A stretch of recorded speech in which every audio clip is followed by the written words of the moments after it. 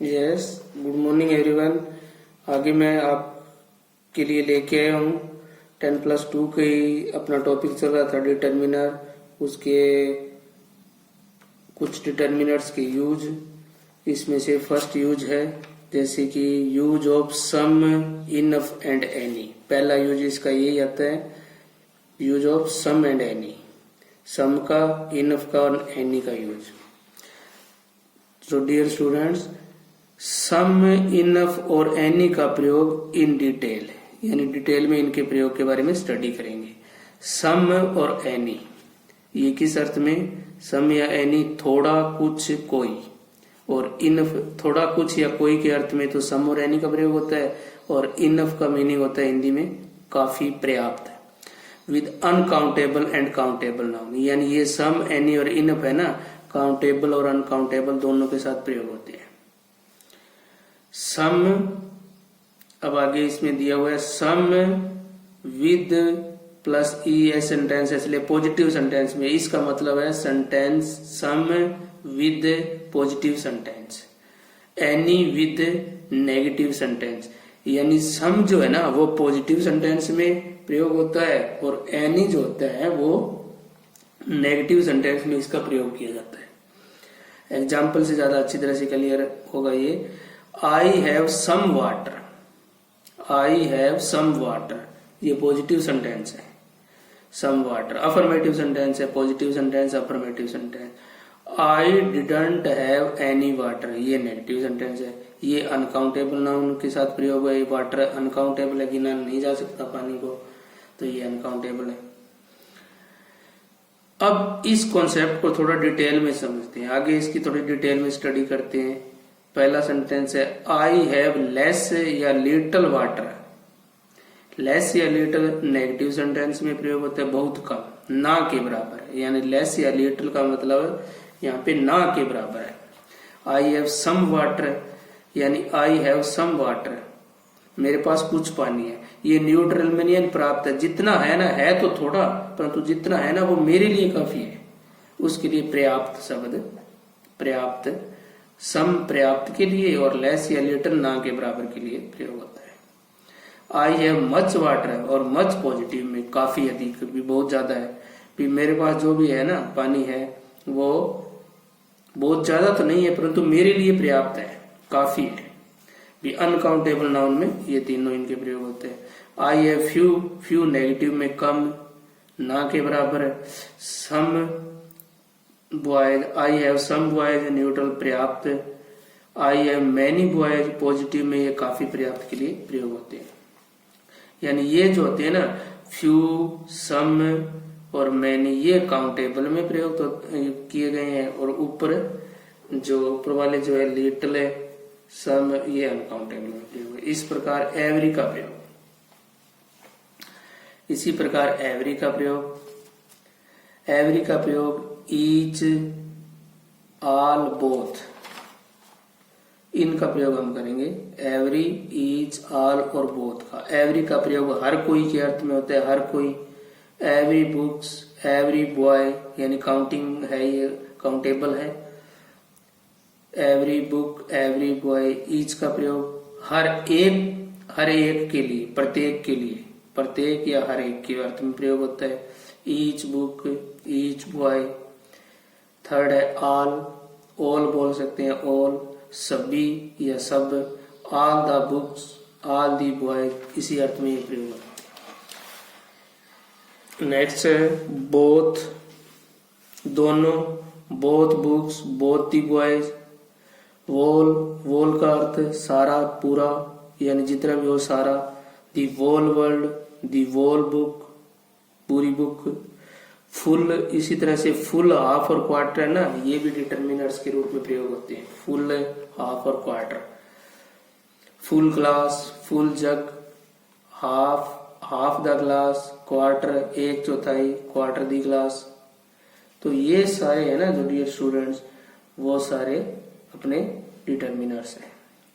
Some more use of some and any, some और any के कुछ और यूज आगे डिटेल में समझाए गए हैं, वो और स्टडी कर लेते हैं।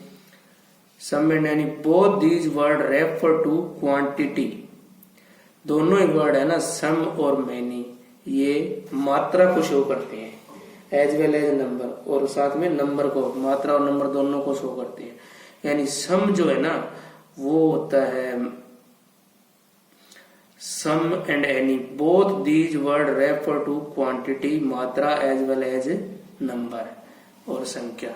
दोनों ही जो ये अपने डिटर्मिनर्स है ना, ये सम और एनी, ये मात्रा और संख्या दोनों को रिप्रेजेंट करते हैं। फर्स्ट यूज है सम का। इन दोनों का फर्स्ट यूज सम का फर्स्ट यूज क्या है, सम के बताए हुए, सॉरी ऊपर वाले जो है ना वो सम के यूज है।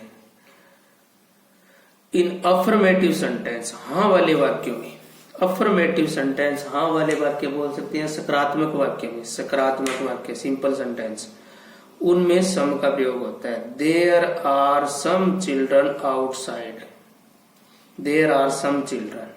अब इसमें चिल्ड्रन नाउन है ना, उससे पहले प्लूरल नाउन है, उससे पहले सम लगा हुआ है, तो ये डिटर्मिनर्स है। इन इंटेरोगेटिव सेंटेंस, इंटेरोगेटिव यानी सम जो डिटर्मिनर्स है ना, सम में वो अफर्मेटिव और इंटेरोगेटिव दोनों में प्रयोग होता है। In interrogative sentence when the speaker expect an affirmative answer, interrogative sentence में जब सम का प्रयोग होता है ना, इंटेरोगेटिव में सम का प्रयोग तब होता है जब स्पीकर से, बोलने वाले से हमें हाँ में उत्तर मिलने की संभावना हो। प्रश्नवाचक वाक्य में जब वक्ता हाँ में उत्तर की आशा करता है ना, तब हमें सम का प्रयोग होता है। जैसे कि didn't he give you some money, क्या तुम मुझे कुछ धन नहीं दोगे, इसकी हिंदी है क्या तुम मुझे कुछ धन नहीं दोगे। तो आगे से स्पीकर को हाँ उत्तर मिलने की आशा होती है ना, तब सम का प्रयोग होता है। अब दूसरा है एनी, सम के बाद में एनी का use. Any is used in the flowing kind of sentence, निम्न प्रकार के सेंटेंस में एनी का प्रयोग होता है। इन नेगेटिव सेंटेंस, नकारात्मक वाक्य में एनी का प्रयोग ज्यादातर नकारात्मक वाक्य में होता है, नेगेटिव सेंटेंस में। एग्जाम्पल के तौर पे I didn't by any bread, अब ब्रेड से पहले एनी लगा है ना, तो यहाँ पे इससे पहले ये नेगेटिव सेंटेंस है, नेगेटिव सेंटेंस में एनी का प्रयोग ज्यादा होता है। He has not solved any problem. Number 2 है interrogative sentence when the speaker expect a negative answer. Interrogative sentence में भी इसका एनी का प्रयोग होता है, परंतु इंटेरोगेटिव में एनी का प्रयोग तब होता है जब वक्ता को क्या है ना उत्तर में ना मिलने की संभावना हो। जैसे हैव यू एनी प्रॉब्लम, क्या तुम्हें प्रॉब्लम है, तो आगे वाला क्या कहेगा, नहीं जी नहीं है, तो ना में उत्तर मिलने की संभावना हो ना, तब एनी का प्रयोग होता है। अर्थात प्रश्नवाचक वाक्य में जब वक्ता को नकारात्मक उत्तर की आशा हो, तब एनी का प्रयोग किया जाता है। थर्ड यूज है इसका एनी का in affirmative sentence, third use है इसका in affirmative sentence.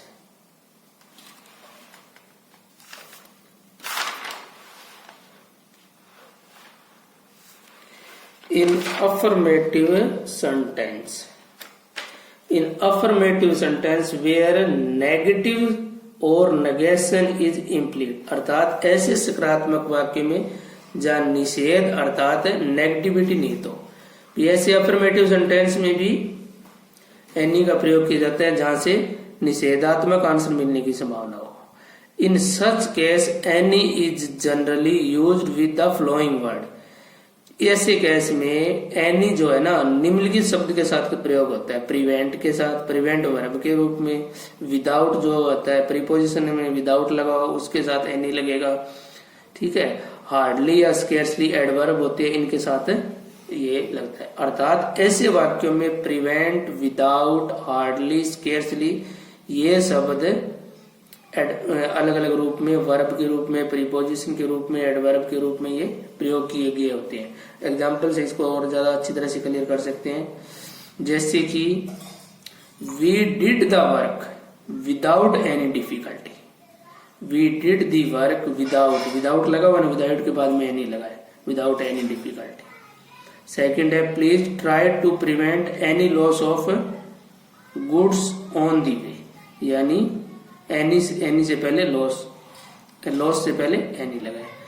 Next use है इसका in the sense of no matter, कोई बात नहीं, नो मैटर विच का मतलब होता है कोई बात नहीं। इस सेंस में भी एनी का प्रयोग होता है। In any case, at any rate, on any day, at any hour, अर्थात कोई बात नहीं की भावना को व्यक्त करने के लिए एनी का प्रयोग होता है। ऐसे वाक्य में प्रीपोजिशन के साथ उसके बाद में एनी लगाते हैं। Come any day, come any day you like, you can come to at any hour. ठीक है। नेक्स्ट यूज है इन क्लाज ऑफ कंडीशन, शर्त वाले क्लाज में भी एनी का प्रयोग किया जाता है। You can come to me in case of any difficulty, you come to me in case of any difficulty, difficulty से पहले एनी लगाए। I shall help you if you have any problem, problem से पहले any लगाए। तो dear student, ये था अपना सम और एनी का यूज। इसको आपको दोबारा से रीड करना है एंड अंडरस्टैंड करना है, और कम से कम 2 या 3 बार इसको अच्छी तरह से रीड कीजिए। कुछ ना क्लियर हो तो अगली वीडियो में फिर क्लियर करेंगे। So dear students, thanks.